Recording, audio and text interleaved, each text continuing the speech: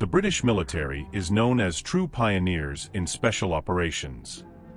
Since World War II, they have led the way, starting with the LRDG, an elite desert group. This group, precursor to the modern SAS, specialized in surveillance, intelligence gathering, and extraction of other special units.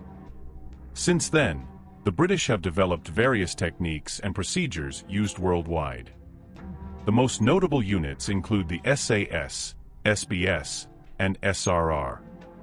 The latter was established in 2005 and specializes in gathering intelligence and battlefield preparation.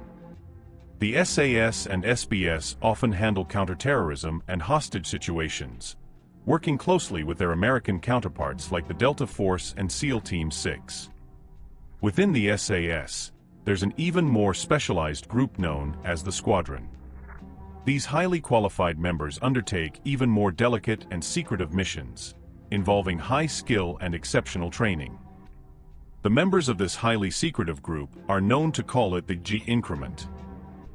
They are believed to be involved in various MI6 operations abroad. They act as bodyguards, extract assets, conduct surveillance, and support covert operations in places like Russia and North Korea. All squadron members work undercover, using aliases and backstories. A former MI6 officer, Richard Tomlinson, born in New Zealand, wrote a book in the late 90s, revealing his experiences with the British Secret Service. He detailed several MI6 operations, stating that officers had a license to kill, a claim later confirmed by the head of the Secret Service in a public hearing. Indeed, Tomlinson likened the squadron to James Bond in his book. To qualify for the A increment, one must have served a certain period with MI6. SAS and SBS members must have served for at least 5 years and reached the rank of sergeant. They undergo a security assessment by MI6 and receive a brief induction course on the service's function and objectives. If they don't already possess surveillance skills, they undergo a 3-week course at the fort, at their bases in Hereford, where they hone their military skills and learn advanced VIP protection techniques, including the use of improvised explosives and sabotage. They also study organization and guerrilla warfare tactics, as well as advanced insertion techniques, such as high-altitude parachuting from commercial aircraft or clandestine landings. Submarine landings are a crucial part of squadron operations. Many of the special agents have advanced civilian qualifications, such as commercial ship captain licenses under their aliases, enabling them to legally hire fishermen, for example. Squadron recruiters have a habit of selecting a wide range of individuals, from countries like Fiji, Malta, and Jamaica, to British citizens from India, Yemen, Nigeria, among other places. Moreover, the recruitment of women for these positions is a regular practice. According to a source, women often excel in this type of work. But when a group of blocks appears, suspicion always arises. In movies, we don't see many female agents, but in real life, they are already a significant presence. Matthew Dunn, a former MI6 officer and squadron member, stated that the service is not an elitist club. Agents need to be able to handle any type of person, and it's not like joining a gentleman's club. It's a dynamic and challenging environment. An anonymous former squadron officer revealed to the press that missions abroad were so intense they felt like they were straight out of a James Bond movie. We would move from country to country with different passports, always under civilian identities. Facing hostile environments and completing various missions abroad was our daily routine. If MI6 members could handle that, they might be considered for a position in the squadron. As much as we think of action, in counterterrorism, there's much more to it.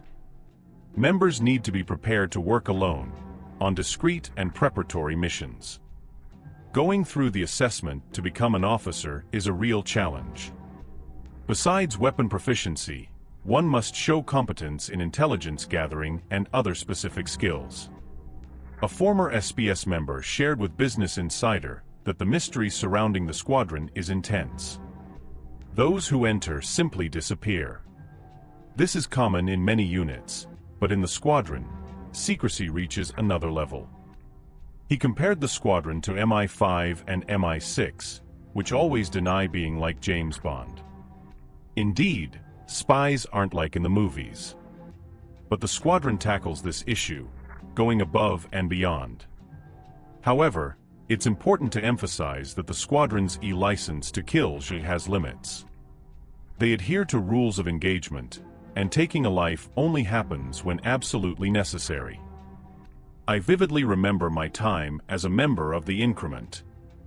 I underwent intensive training in unarmed combat, and I must say, I had a knack for it.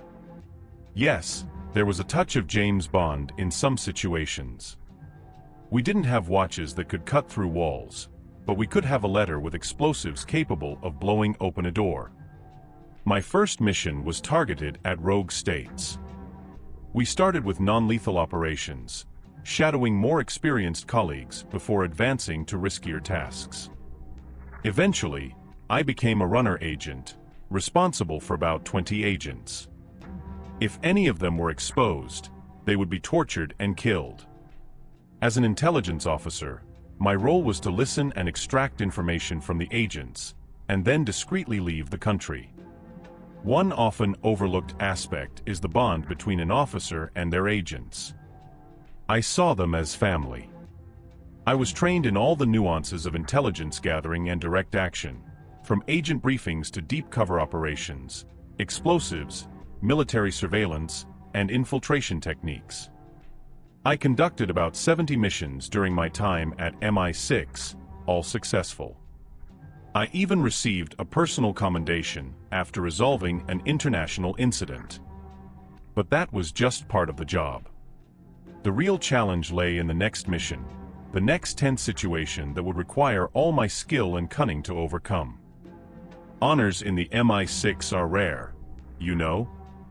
An important aspect to join the squadron is having the ability to integrate easily, which makes it easier to carry out secret work. Many recruits can speak multiple languages and pass as foreigners, but I was never one of them. There's no use bluffing being from another nationality. You can maintain an accent for a while, but after a few hours, it gets tricky. I've traveled with more than a dozen aliases at the same time.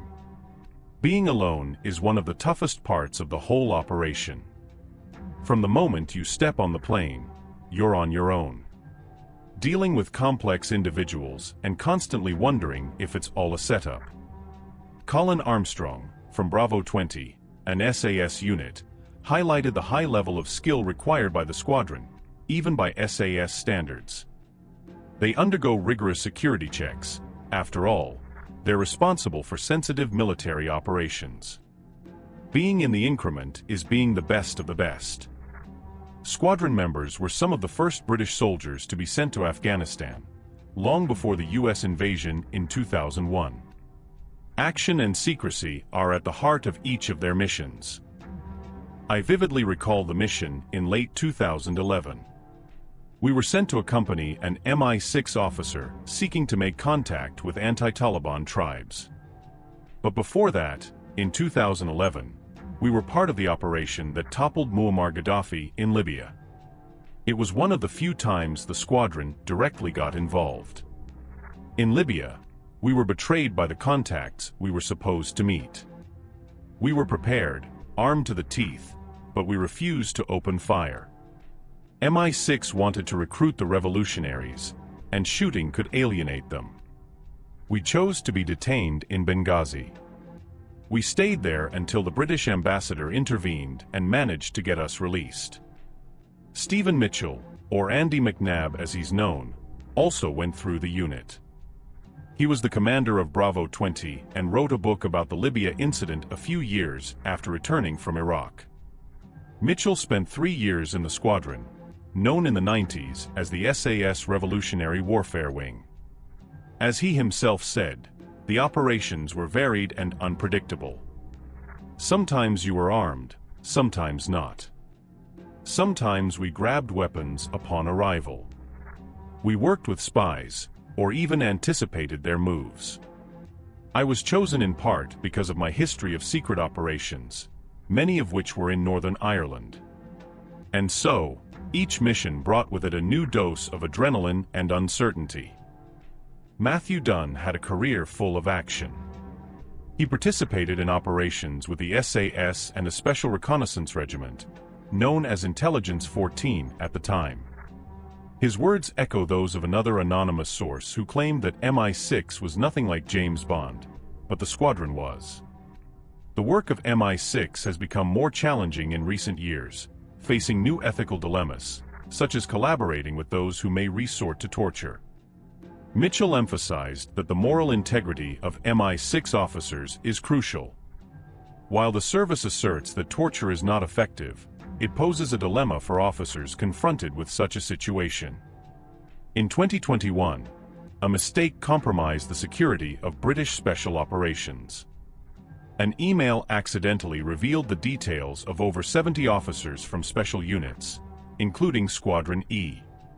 Many were exposed and perhaps withdrawn from future operations.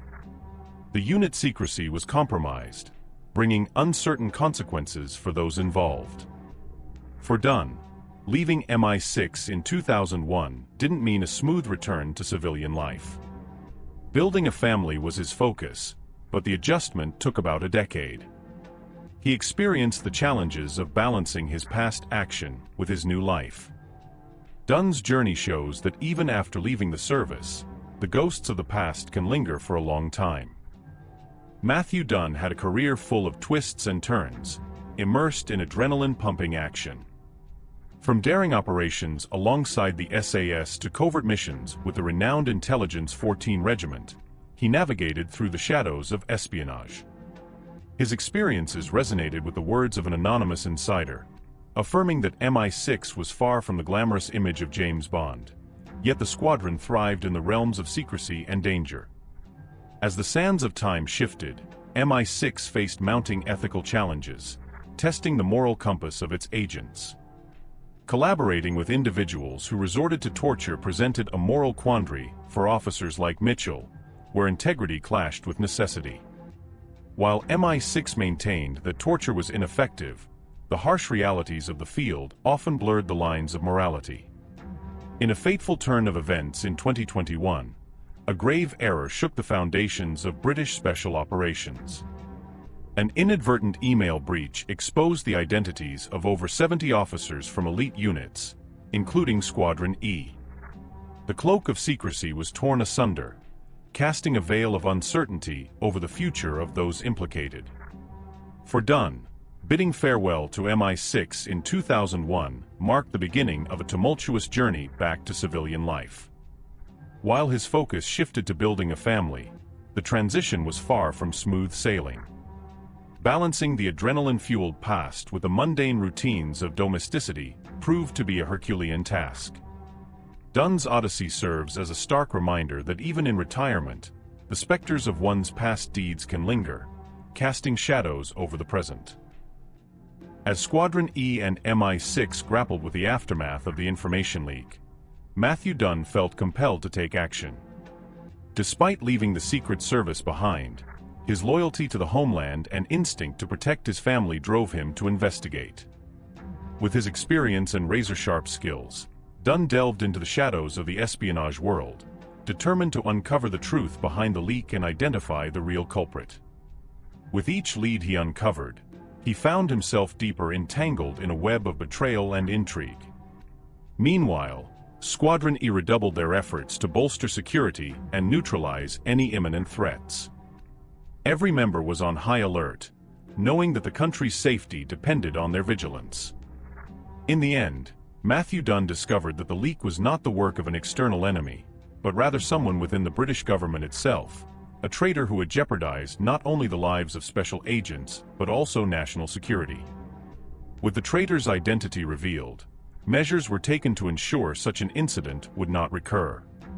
Squadron E emerged stronger and more resilient than ever, and Matthew Dunn found a new mission in protecting his family and his country from future threats. And you, want to know more about the behind-the-scenes of Special Operations? Then be sure to like and subscribe to General Jack's channel to not miss any exclusive content on espionage and military action. Together, we'll uncover the secrets of the intelligence world.